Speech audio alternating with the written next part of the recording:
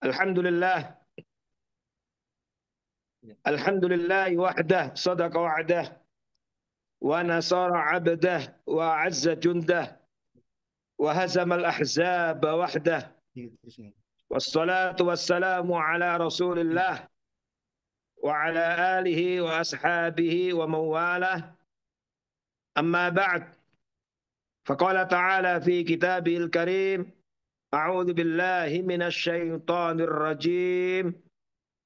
Kuntum khaira ummatin ukhrijat linnas ta'muruna bil ma'ruf wa tanhauna 'anil munkar wa tu'minuna billah. Shadaqallahul azim. Ma'asyiral muslimin wal muslimat, para peserta pelatihan dai, ikhwani wa akhwati fillah, hafizakumullah. Alhamdulillah, saya bersyukur kepada Allah Subhanahu wa taala dan senang sekali mendapatkan nikmat bisa berkumpul dengan manusia-manusia terbaik. Antum semuanya yang hadir di acara ini, yang ikut dalam pelatihan ini, antumlah yang pantas untuk disebut sebagai manusia-manusia yang the best, manusia-manusia terbaik. Karena manusia-manusia terbaik itu tidak seperti banyak didefinisikan oleh banyak orang. Ya, ada yang mengatakan yang terbaik karena paling kaya di antara kita, yang terbaik, yang paling tinggi jabatannya di antara kita. Ada sebagian yang memaknai terbaik karena tampilan terbaik dari kita, paling ganteng, paling cantik, dan seterusnya. Banyak orang ketika ditanya siapa yang terbaik, mereka mendefinisikan dengan variabel-variabel dunia.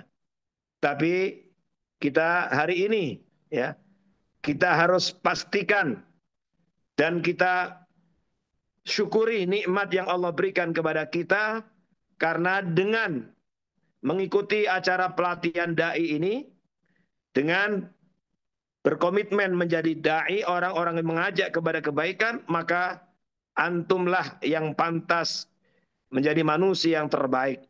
Dan itulah yang disampaikan Allah Subhanahu wa taala dalam ayat yang tadi saya baca di muqaddimah, kuntum khaira ummatin ukhrijat linnas ta'muruna bil ma'ruf wa tanhauna 'anil munkar wa tu'minuna billah.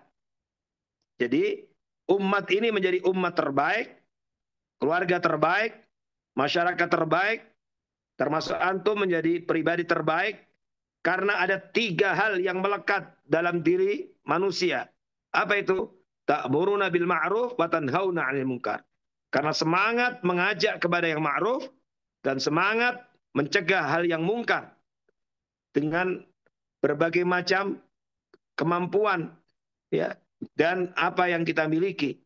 Dan yang ketiga, wa tu'minuna billah, dan iman kepada Allah Subhanahu wa taala. Antum perhatikan ayat ini.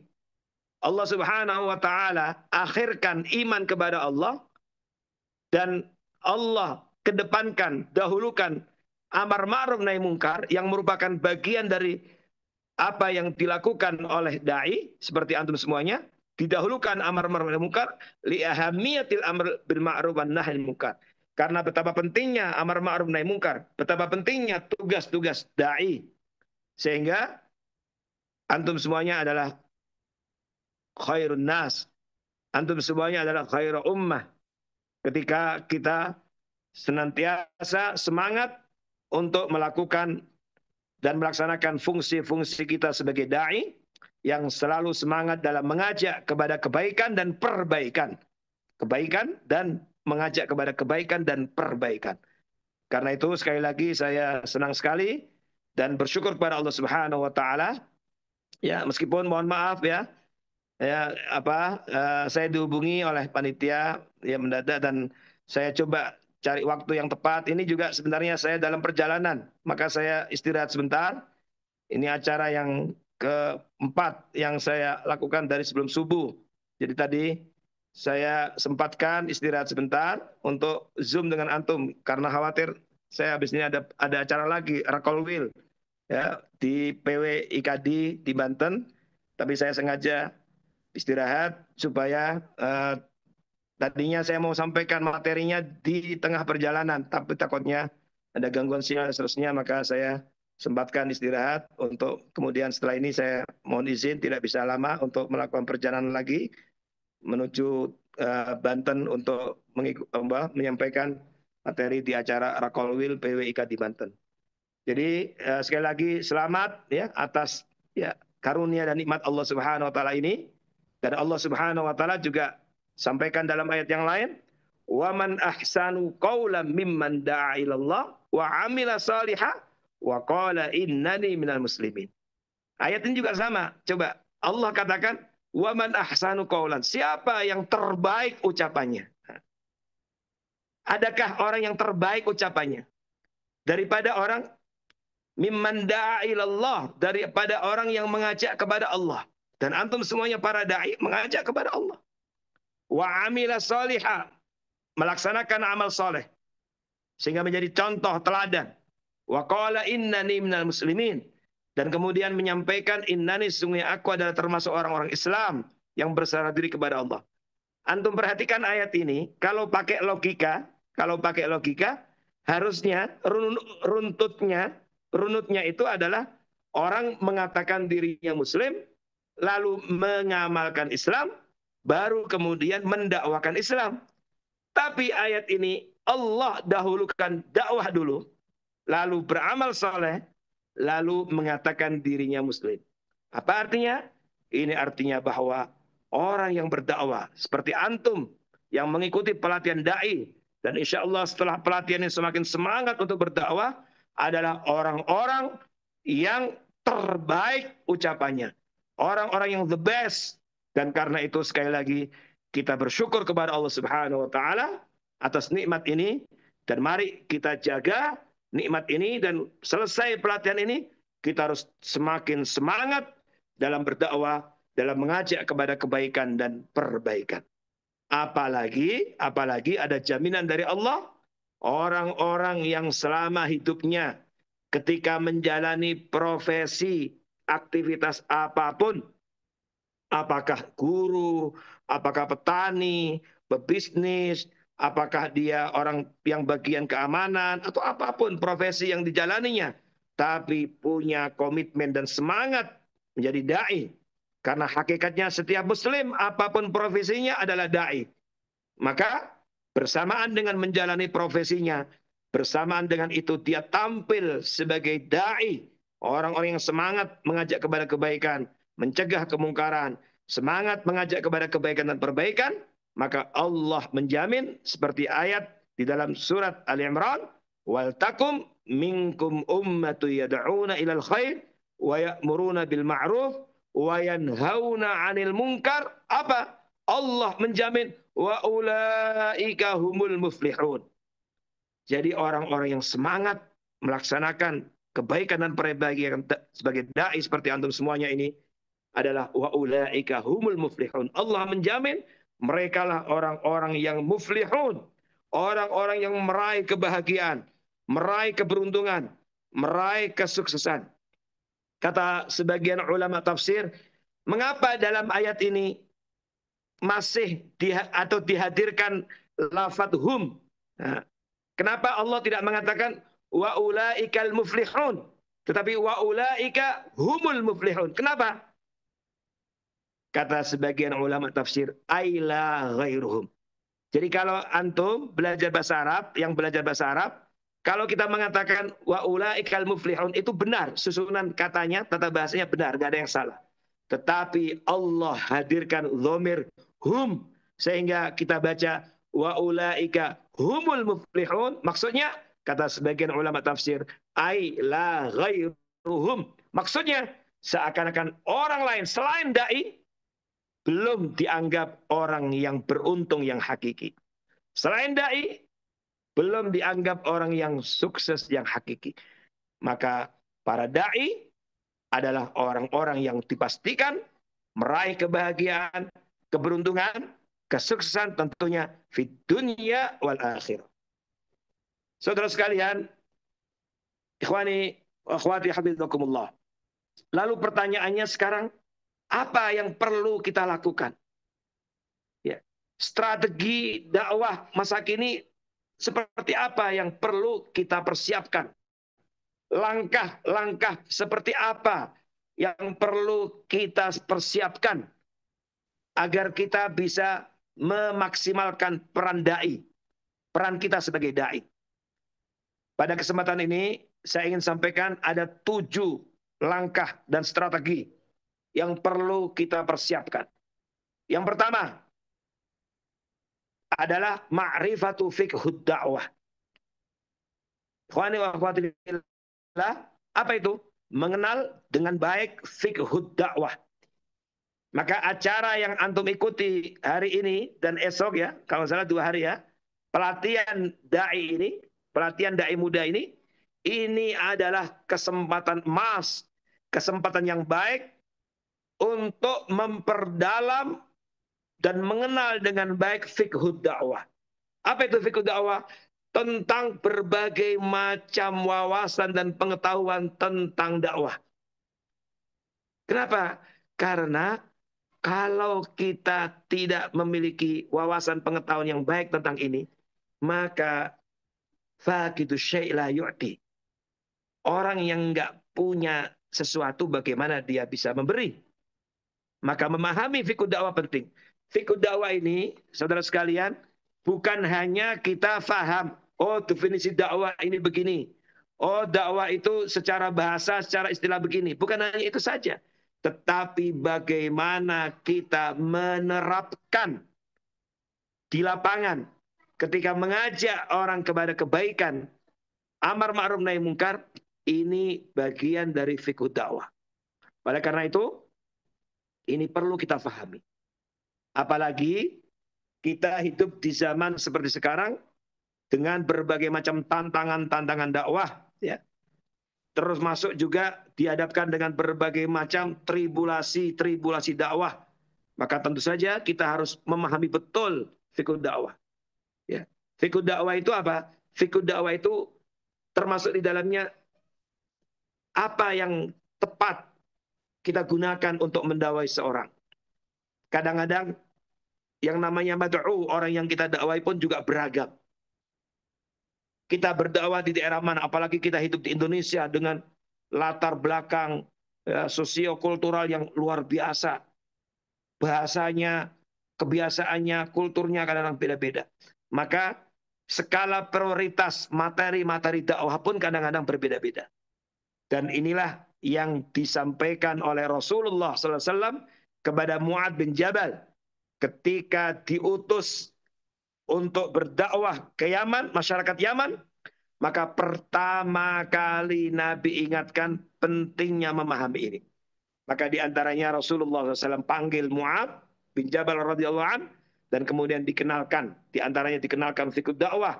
Bagian dari fikih dakwah termasuk mengenal mad'unya, mengenal masyarakat yang akan didatangi untuk didakwai. Nabi SAW mengatakan kepada Mu'adz, ya Mu'adz, innaka ta'ti qauman min ahlil kitab.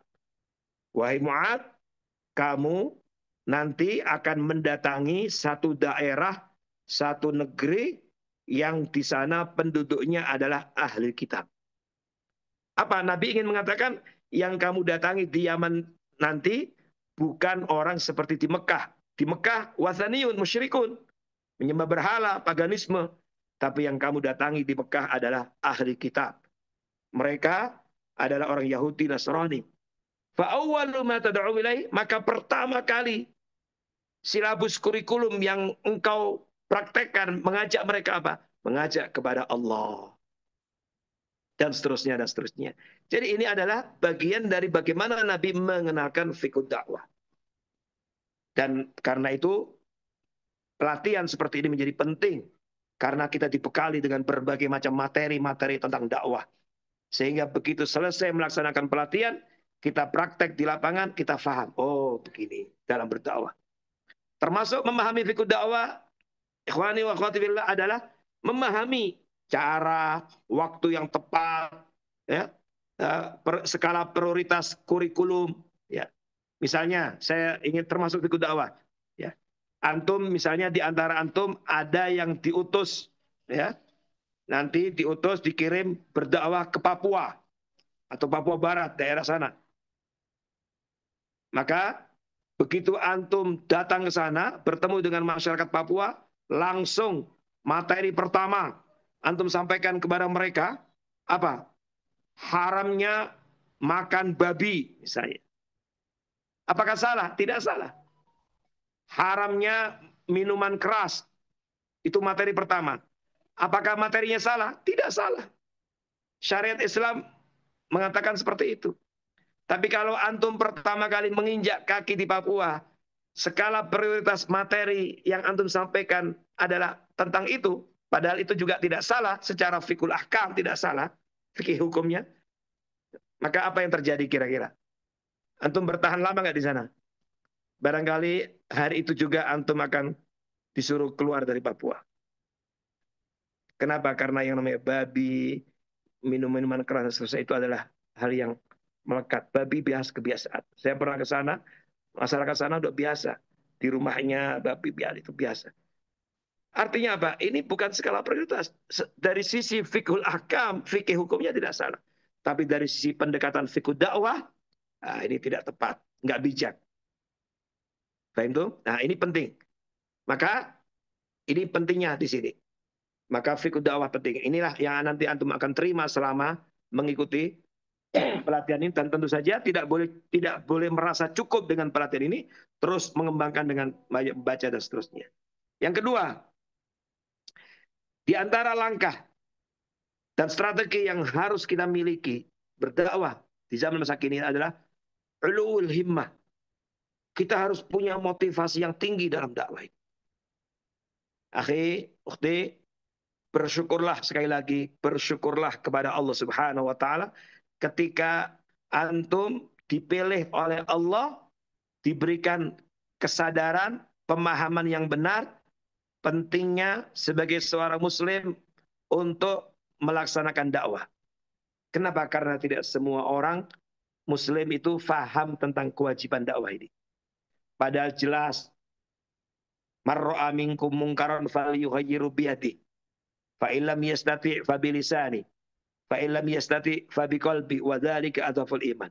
Ini adalah hadis Nabi yang jelas perintahnya kepada man, siapa saja. Siapa saja yang melihat kemungkaran. Apakah antum baca di hadis itu, oh di sini maknanya adalah kiai. Oh di sini maknanya adalah tuan guru, ulama, ya, ustadz saja, ustadzah. Tapi dibahasakan lebih man. Man itu apa? Siapa saja. Siapapun seorang muslim, dimanapun dia berada, melihat kemungkaran, falyughayyiru biyadihi, maka dia punya kewajiban untuk merubahnya dengan tangannya. Dengan tangan di sini diantaranya dimaknai sebagian ulama dengan kekuasaan. Nah, maka di sini kita nggak boleh, nggak boleh alergi dengan pilkada, politik. Kita harus manfaatkan kesempatan itu. Kenapa? Karena ketika kita menempatkan orang yang tepat, yang baik untuk memimpin kita, maka itu dia akan bisa memerankan dakwah dengan maksimal. Ya, antum tahu sendiri kan, ustadz, kiai, ulama, ajengan, tuan guru, seperti antum semuanya, antum ceramah 4 jam sampai kering mulut kita, kehabisan dalil, kadang-kadang kita nggak bisa merubah secara cepat. Tapi tidak demikian dengan gubernur, bupati, wali kota, apalagi presiden, dengan tanda tangannya ketika ingin menutup tempat kemungkaran, kemaksiatan, dengan tanda tangannya, kebijakannya, regulasi, dan seterusnya, dia bisa mengerahkan aparat untuk melaksanakan, segera mengeksekusi apa yang diinstruksikan dengan cepat. Nah ini pentingnya. Berarti dia bisa memerankan peran-peran dakwah dengan maksimal. Nah oleh karena itu, yang kedua ini penting. Apa? Motivasi yang tinggi. Kita sudah dipilih oleh Allah untuk mengemban amanah ini. Karena antum dipilih sebagai manusia terbaik, the best. Maka perlu dakwah di masa kini, perlu kita tingkatkan motivasi yang tinggi. Ulul himmah. Semangat yang tinggi.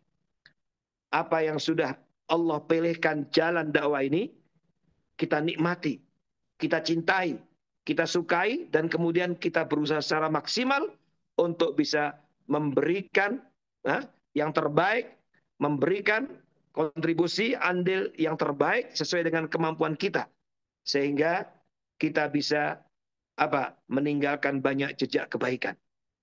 Nah, ulul himmah, motivasi yang tinggi inilah yang dimiliki oleh Rasulullah SAW. Inilah yang dimiliki oleh para sahabat. Inilah yang dimiliki oleh para da'i, ulama-ulama kita dari tabi'in, tabi'in, kiai-kiai kita, ulama kita, para pejuang muslim kita. Sehingga kita bisa menikmati kemerdekaan di Indonesia ini. Sehingga kita bisa menikmati Islam. Kalau mereka semuanya manusia terbaik, tidak punya ulul himmah, motivasi yang tinggi, saya kira kita tidak bisa berkumpul seperti ini. Oleh karena itu, seorang da'i harus punya motivasi yang tinggi, semangat yang tinggi. Bersyukurlah Allah memilih kita untuk menjadi manusia terbaik. Dan karena itu, kita harus tingkatkan motivasi yang tinggi. Kenapa? Karena warna kehidupan masyarakat, warna kehidupan bangsa dan negara, itu tergantung kepada seberapa tinggi dan maksimal dakwah diamalkan, dakwah dipraktekkan. Ya. Jadi kalau sekarang di Kalbar, Kalimantan Barat, ya misalnya, ya kondisinya seperti sekarang ini, ya itulah cerminan dari kualitas dakwah kita. Kalau nanti selesai antum pelatihan semakin maksimal, maka insya Allah akan semakin lebih baik lagi, semakin baik lagi. Yang ketiga, saudara sekalian, hafizakumullah, kita hidup di zaman masa kini dihadapkan dengan zaman yang dianggap sebagai zaman kompetitif, zaman yang serba cepat. Maka seorang da'i harus punya ruhut tanafus, spirit berlomba dalam kebaikan, spirit berlomba dalam dakwah. Ya. Alhamdulillah banyak elemen-elemen dakwah yang lain. Banyak saudara-saudara kita yang juga melakukan tugas dan fungsi yang sama berdakwah dengan berbagai macam metode, berbagai macam cara dan media.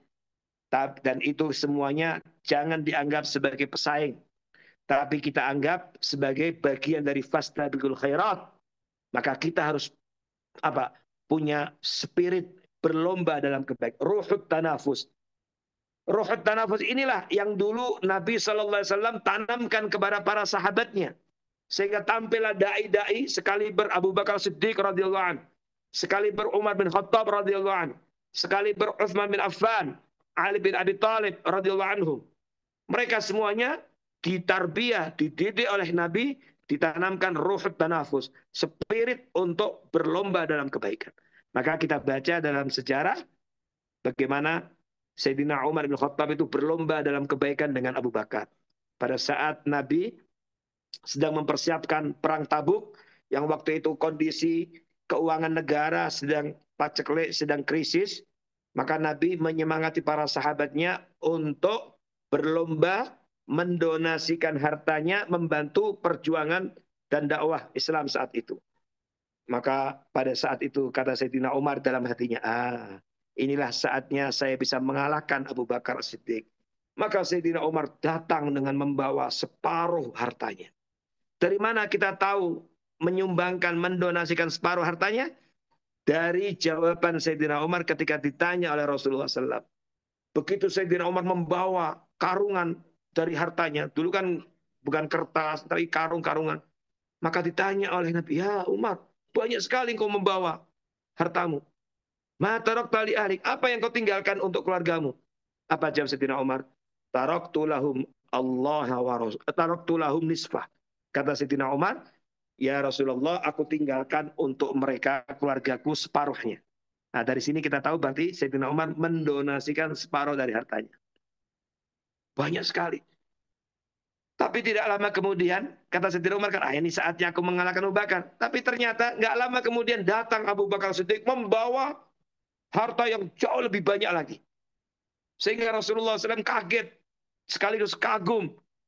Dan akhirnya beliau bertanya kepada Abu Bakar Siddiq radhiyallahu anhu, ya Abu Bakar, kamu membawa harta, mendonasikan harta sebanyak ini. Lalu, ma tarakta li ahlik, apa yang kau tinggalkan untuk keluargamu? Dijawab oleh Sayyidina Abu Bakar, taraktu lahum Allah wa Rasul. aku tinggalkan untuk mereka Allah dan Rasulnya. Berarti apa? Berarti Abu Bakar mendonasikan semua hartanya. Luar biasa. Kalau waktu itu dia punya kekayaan 10 M di bawah semuanya. Kalau punya kekayaan lebih di bawah semuanya. Karena beliau menjawab, aku tinggalkan Allah dan Rasul. Tapi apakah kita pernah membaca kemudian Abu Bakar Siddiq menjadi saudagar yang pailit, ya, kemudian miskin? Justru disitulah Allah berkahi hartanya.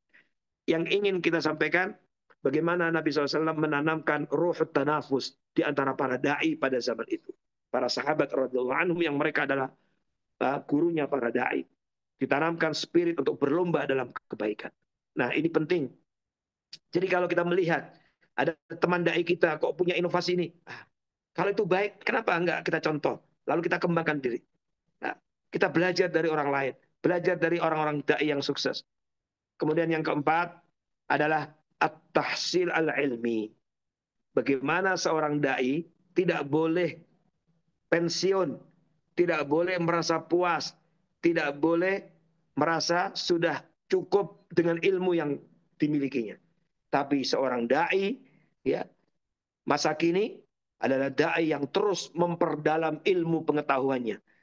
Tahsil ilmi, yang terus mengembangkan. Karena sekarang kita hidup di zaman yang modern. Modernitas, digitalisasi, dan seterusnya. Banyak hal yang harus kita baca. Banyak hal yang harus kita pelajari. Banyak hal yang harus kita, ya, tambah wawasan. Jangan sampai nanti da'i bicara tentang sesuatu yang ternyata masyarakatnya sekarang sudah tidak perlu lagi dengan hal itu. Kita harus mengikuti perkembangan zaman dengan banyak membaca. Terus tadi, faqidu syai' la yu'ti. Sebelum berdakwah kita baca materinya apa yang harus kita sampaikan, kita persiapkan dengan baik, tahsil ilmi. Makanya Allah mengajarkan kepada kita nggak boleh pernah puas dengan ilmu itu. Di antara doa yang diabadikan Allah dalam Al-Quran apa? Rabbi zidni ilma. Ya Allah, tambahkan kepadaku ilmu. Nggak ada itu Rabbi zidni malan. Nggak ada. Tambahlah harta. Nggak ada. Rabbi zidni zaujatan. Ya Allah, tambahkan kepadaku, anugerahkan kepadaku tambahan istri. Nggak ada. Rabbi zidni ini. Nggak ada. Yang ada Rabbi zidni malan. Rabbi zidni ilman. Yaitu minta kepada Allah tambah ilmu. Ini artinya seorang da'i tampil paling depan dalam memperdalam dan meningkatkan wawasan ilmu pengetahuannya. Ada buku bagus tentang ini yang ditulis oleh Syekh Qardawi, judulnya Thaqafatud Da'iyah. Ya, ini penting, ya. Thaqafatud Da'iyah bisa dibaca. Itu termasuk diantaranya ilmu, wawasan-wawasan yang harus dimengerti, difahami oleh seorang da'i. Termasuk Thaqafatul Asr, wawasan tentang kekinian. Kalau dalam bahasa kita sebagai da'i di Indonesia, wawasan tentang kedisinian, tentang Indonesia, dan juga kekinian. Maka sekarang ada apa? Qadhiyah min qadhiyal ummah, problematika umat. Maka kita hadirkan dalam materi-materi dakwah kita. Sekarang kita ada masalah problematika umat dengan masalah Gaza, Palestina. Maka kita mengikuti. Sekarang kita lihat ada masalah di Suriah. Kita harus paham. Sehingga itu bisa kita tampilkan, sisipkan dalam materi-materi dakwah kita. Nah, terus termasuk apa yang antum ikuti dengan pelatihan ini. Kemudian yang kelima, ya, sebelum terakhir, saudara sekalian, yang juga penting sebagai bekal, strategi, dan bekal langkah yang perlu kita lakukan untuk bisa mengoptimalkan peran kita sebagai da'i adalah suratul ijabah. Kita cepat merespon hal yang baik. Seorang da'i adalah yuktadabi. Da'i itu adalah teladan. Ya, teladan yang baik, uswah hasanah. Itulah yang selalu ditampilkan oleh seorang gurunya para da'i, yaitu Rasulullah SAW. Beliau selalu tampil terdepan, menjadi uswah hasanah, qudwah hasanah, ya, dalam urusan kebaikan. Maka seorang da'i juga demikian. Kalau ada orang-orang yang, ya, ada misalnya ada bencana, ada musibah, dia tampil paling depan untuk membantunya. Paling depan, paling cepat dalam memberikan takziah. Ya, ucapan takziahnya. Paling depan dalam membantu kepada sesama. Dan seterusnya. Termasuk dalam kebaikan-kebaikan yang lain apapun. Ya. Selama itu berkaitan dengan hal yang baik menurut agama kita, dan membawa kepada kebaikan masyarakat, bangsa negara, kita harus terdepan. Respon terhadap berbagai macam problematika yang membawa kepada kebaikan bangsa dan negara. Kemudian saudara sekalian, habibakumullah, yang tidak kalah pentingnya, ya, ini bagian dari hal yang harus kita miliki dan maksimalkan, ya, bagian dari langkah dan bekal yang perlu kita miliki adalah musahabatul ad-da'i al-muntij. Ya. Kita jangan pernah malu untuk belajar dari orang lain. Kita harus selalu berinteraksi dengan para dai-dai yang produktif. Kita lihat sekarang ini, Masya Allah, Alhamdulillah, ya, ada dai-dai yang dikenal sebagai dai medsos, ada dai Twitter, ada dai YouTube, ada juga dai streaming, ya, ada dai, ya, apa itu, macam-macam, Facebook, ada dai Instagram, ada dai ini dan seterusnya. Itu kita belajar dari mereka, nggak ada masalah. Kita menemani orang-orang yang semangat, ya, sebagai dai yang produktif, karena ini membantu kita untuk menjaga iman dan semangat kita, tapi juga sekaligus untuk kita belajar meningkatkan produktivitas dakwah kita. Dan inilah yang Rasulullah SAW selalu pesankan kepada para sahabatnya. Banyak hadis-hadis yang mengajak kita untuk memiliki komunitas yang baik, berinteraksi dengan orang-orang yang baik, berteman dengan orang yang baik, musahabatul akhyar, dai-dai yang pilihan yang baik, yang produktif. Seperti misalnya hadis Nabi, almaru ala dini khalili, seseorang itu tergantung kepada kualitas agama teman akrabnya. Ada lagi perumpamaan orang yang berteman dengan orang yang baik, dengan orang yang buruk. Yang baik seperti mendekat kepada penjual minyak wangi dan seterusnya. Ini hadis-hadis ini menyemangati kita untuk meningkatkan diri kita, belajar dari para dai-dai yang produktif, untuk berinteraksi dengan para dai-dai yang produktif. Dan karena itu, ini juga bagian yang perlu untuk kita maksimalkan. Jadi tidak boleh kita merasa, itu bukan bagian dari kita. Itu enggak. Apapun selama itu baik, positif, selama dia produktif, harus menjadi inspirasi, motivasi kita. Kemudian kita bisa banyak belajar dan kemudian kita tingkatkan kualitas diri kita. Saudara sekalian, alhamdulillah, terakhir, bagian dari hal yang tidak boleh kita lupakan sebagai bekal dan strategi dakwah masa kini, masa depan, dan di zaman apapun, di masa apapun, kita tidak boleh pernah lepas sebagai seorang dai, selalu menyertakan orang-orang yang kita dakwai, para mad'u, audiens kita, dalam doa-doa terbaik kita. Dalam doa-doa terbaik kita. Kita sertakan mereka. Karena mohon maaf, boleh jadi materi yang kita sampaikan, ceramah yang kita sampaikan, kultum, apakah itu kuliah 70 menit, apakah kuliah 7 menit, atau kuliah terserah antum yang kita sampaikan, atau tulisan yang kita sampaikan, boleh jadi terkadang ya tidak langsung mengena, tidak langsung menyadarkan, tidak langsung menggugah. Tapi kita barengi semua ikhtiar itu dengan doa-doa terbaik kita. Kita sertakan mereka dalam doa-doa terbaik kita. Itu juga bagian dari yang harus kita perhatikan sebagai seorang dai. Dan itulah yang dicontohkan dan diajarkan oleh Habibun al-Mustafa, dai yang terbaik, yang berhasil membangun peradaban umat manusia, merubah dunia, Habibun al-Mustafa Rasulullah SAW. Maka kita banyak dapatkan dalam hadis bagaimana Nabi dimusuhi, dicaci, dimaki, bahkan mau dibunuh. Nabi tidak pernah lepas, tidak pernah dendam, tapi beliau selalu menyertakan mereka dalam doa-doa terbaiknya. Ketika Nabi mengajak penduduk Taif untuk beriman kepada Allah, mendakwai mereka, ternyata mendapatkan respon negatif, dilemparin batu, dicaci, diolah, dibully, dan lain sebagainya, sampai beliau berdarah, dilemparin batu seterusnya. Nabi nggak pernah dendam. Padahal saat itu ada kesempatan beliau untuk menghancurkan mereka, karena Allah sampai mengutus malaikat Jibril, dan kemudian malaikat Jibril menemui Rasulullah SAW menyampaikan, ya Muhammad, Allah mengizinkan apa yang kau mau. Apakah kita bumi hanguskan penduduk Taif ini? Karena kalau kita lihat di peta, Taif itu adalah negeri, kota yang diapit oleh dua bukit. Ya. Kata Jibril, kalau mau aku timpakan ini dua bukit, balik ini, udah habis tuh penduduk Taif. Apa kata Nabi? Lah, jangan Jibril. Allahumma hdi qaumi fa innahum la ya'lamun. Nabi mendoakan Allahumma fidlahum. Ya Allah, tunjukkanlah kepada kaumku. Mereka merespon negatif seperti itu, melakukan itu terhadapku karena mereka tidak tahu, tidak faham. Nabi melarang. Dan saudara sekalian, apakah doa Nabi langsung terkabul saat itu? Ternyata tidak langsung. Kita baru melihat terkabulnya doa Rasulullah SAW. Apa? Ternyata terlihat 10 tahun berikutnya. Apa itu? Ketika Rasulullah SAW wafat dan kemudian datanglah Khalifah Abu Bakar Siddiq memerintah sebagai presiden saat itu Khalifah.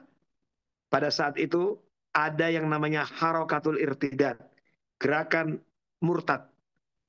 Di beberapa titik di Jazirah Arab pada murtad orang-orang yang lemah imannya. Ada yang nggak mau bayar zakat, menganggap zakat itu wajib hanya ketika Nabi hidup. Pada saat itu ada banyak titik Jazirah Arab murtad. Dan ternyata kita baca dalam sejarah, di antara wilayah, negeri, kota yang tidak murtad dan kuat imannya justru malah Taif. Justru Taif. Artinya Nabi berharap muncul dari orang-orang yang memusuhinya tadi itu, orang-orang yang beriman, orang yang mendapatkan hidayah. Dan Nabi terkabul 10 tahun kemudian mereka menjadi orang-orang yang kuat imannya. Dari tadinya musuh dakwah bebuyutan, menjadi pendukung dakwah yang kuat, konsisten, bahkan tidak mempan dengan tsunami pemurtatan atau murtad yang terjadi di banyak titik di Jazirah Arab. Inilah saudara sekalian, pentingnya kita selalu mengikhlaskan diri kita dan mengetuk pintu langit dengan doa yang ikhlas, menyertakan mereka dalam doa-doa kita. Itu penting, diantaranya mudah-mudahan dengan itu Allah memberikan hidayah. Maka terus sertakan orang-orang yang kita dakwai dalam doa-doa kita. Ya Allah, berikan kemudahan kepada saudara kami yang kami dakwah itu. Angkat kesulitannya ya Allah. Ya Allah, tolong dan bantu urusan-urusannya. Berkahi keluarganya. Kita doakan semua orang-orang yang menjadi mad'u kita, kita doakan. Maka itu juga menjadi salah satu wasilah yang menunjukkan hidayah, ya, jalan kebaikan menuju Allah Subhanahu wa taala. Inilah saudara sekalian, hafizakumullah, beberapa hal yang penting untuk kita fahami sebagai bekal, langkah dan strategi untuk dakwah masa kini. Tentu saja tidak cukup dengan itu, tetapi ini bagian, ya, dari sebagian yang perlu untuk kita fahami. Mudah-mudahan Allah Subhanahu wa taala ridhoi kita semuanya, dan sekali lagi selamat kepada antum semuanya yang mengikuti pelatihan ini. Bersyukurlah kepada Allah Subhanahu wa taala, Allah memilih antum untuk mengemban amanah ini. Karena tidak semua orang yang mengaku muslim punya kesadaran untuk semangat berdakwah seperti antum. ثم أورثنا الكتاب الذين اصطفينا من عبادنا فمنهم ظالم لنفسه ومنهم مقتصد ومنهم سابق بالخيرات بإذن الله. Ternyata ketika Allah mewariskan Al-Quran kepada hamba-hamba Allah, itu ternyata tidak diberikan kepada semua orang. Maka antum terpilih di antara sekian banyak hamba Allah di bumi ini, di muka bumi ini, untuk mengemban amanah ini. Maka sekali lagi selamat, mubarak alaikum, dan terus tingkatkan wawasan dan kemampuan dengan memperhatikan langkah dan bekal tadi. Semoga Allah Subhanahu meridhai kita, dan semoga ini menjadi salah satu kendaraan yang nantinya akan menghantarkan kita semuanya ke surga Allah Subhanahu wa taala. Terakhir, saudara sekalian, saya ingin sampaikan pesan penting. Ingat bahwa ketika seseorang mendedikasikan dirinya sebagai dai yang semangat mengajak kepada kebaikan dan perbaikan, ingat, satakunu mut'aban. Pasti Anda, antum semuanya akan mengalami hidup yang tidak mudah. Pasti akan capek, lelah karena harus berkorban ini. Tapi ingat, capek dan lelah itu akan membawa antum ta'ishu aziman wa tamutu aziman. Membawa antum untuk menjalani kehidupan ini menjadi manusia hebat, manusia agung, dan kalaulah mati dengan semangat berdakwah seperti itu menjadi dai, antum atau kita semuanya juga hidup agung dan nanti mati dalam keadaan agung. Hidup menjadi manusia besar dan mati menjadi manusia besar. Tetapi sebaliknya, orang yang tidak mendedikasikan dirinya sebagai dai, semangat berdakwah, mengajak kepada kebaikan dan perbaikan, ya isu, boleh jadi dia akan hidup nyaman, akan hidup enak kelihatannya. Tapi orang yang seperti itu, yang nggak punya andil dan kontribusi dalam dakwah, ya'ishu saghiran wa yamutu saghiran. Dia akan hidup kerdil dan kalaulah mati dia juga mati dalam keadaan kerdil. Tidak banyak orang yang merasa ditinggalkan. Semoga kita tidak seperti itu dan semoga antum semuanya menjadi dai-dai yang mampu membawa kebaikan baik di kehidupan antum, keluarga antum, masyarakat termasuk di Kalimantan dan tentu saja juga untuk kebaikan Indonesia di masa depan. Barakallahu fikum. Terima kasih dan mohon maaf ya, saya minta izin nggak bisa membersamai antum sampai akhir karena setelah ini saya akan jalan lagi untuk ada acara berikutnya. Dan sekali lagi selamat dan barakallahu fikum. Semoga Allah meridhai kita semuanya. Jazakumullah khairan. Dan saya akhiri dengan pantun. Pantun ya. Bang Topik menjahit kopiah. Enggak. Mana cakepnya? Bang Topik menjahit kopiah. Kopiah dijahit dengan bludru yang utuh. Wabillahi taufik wal hidayah. Wassalamualaikum warahmatullahi wabarakatuh. Waalaikumsalam warahmatullahi wabarakatuh. Baik, saya pamit ya. Mohon izin pamit. Baik. Masuk. Siap, syukran jazakallah khair Ustaz. Nanti tanya jawabnya dengan Ustaz yang lain. Insya Allah banyak sana Ustaz. Saya lihat ada Saudara Jani, Dr. Titi, salam semuanya. Nanti bisa dialog dengan mereka semuanya. Ada Prof. Malik dan seterusnya ya. Barakallahu fiik. Ustaz Burhan Syah. Terima kasih semuanya. Salam buat Ustaz semuanya. Semoga antum sehat semuanya. Barakallahu fiikum. Assalamualaikum warahmatullahi wabarakatuh. Waalaikumsalam warahmatullahi wabarakatuh. Syukran jazakallah khair pada Ustadz Ahmad Syairil atas materi yang luar biasa. Insya Allah menambah berkah